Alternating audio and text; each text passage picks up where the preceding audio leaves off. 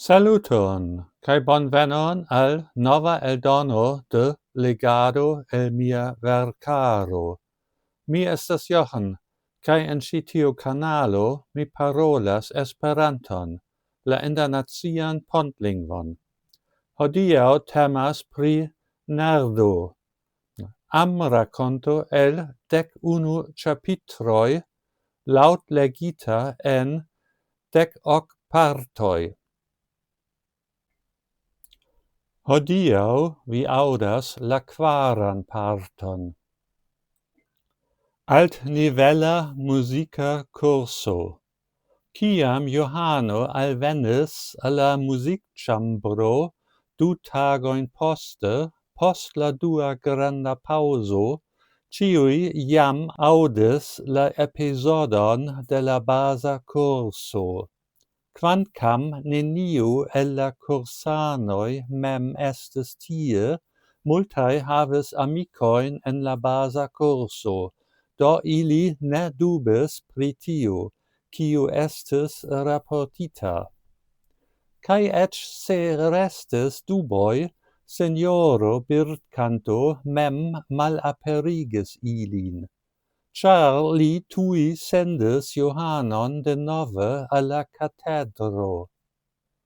Mi ne enkondukis Johanon en la progresan kurson, ĉar li bonege ludas la gitaron, sed ĉar en la baza kurso li tre bone montris kiel derivi harmoniojn el definita melodio. Mi pensas ke estos interese se li denove prezentos tiun teknikon ankaŭ al vi spertuloj, malsame ol antaŭhieraŭ nun per la piano. Mi akompanos vin. Ĉi lasta estis direktita al Johano, sed li kapneis. Ne, neniu problemo, mi mem ludos. Vi povos noti la harmoniojn sur la tabulo, kiam mi diros ilin. Poste li turnis sin al la klaso, al kiu li nun supozeble apartenis. Nu, la muzikaĵo estas konata, kaj jam sufiĉe pridiskutita, mi pensas. Johano sidiĝis ĉe la piano kaj lerte ludis la melodion unufoje per sia dekstra mano. Tiam, kiel li faris 2 tagojn antaŭe, li evoluigis la rilatajn harmoniojn kaj komence ludis ilin kiel triadojn aŭ kvartonojn per sia maldekstra mano.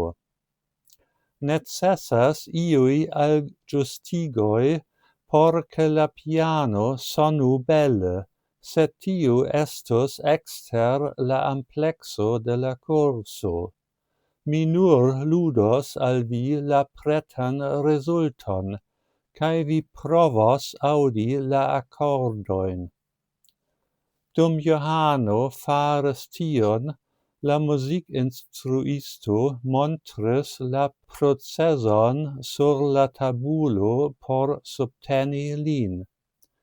Kaj nun denove kun kantado, kriis la knabinoj, kiuj ankaŭ estis en ĉi tiu kurso, eĉ la plej multaj.